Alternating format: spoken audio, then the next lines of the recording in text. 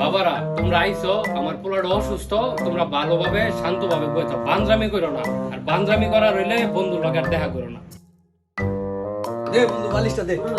ওই বেটা কি করো? আরে বেটা তোর কি? এই তো চাপ জায়গায় তো নাই বেটা, বালিশ দে। আহরা বেটা উমা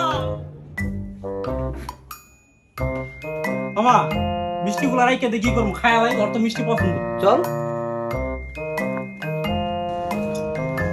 আরেকজন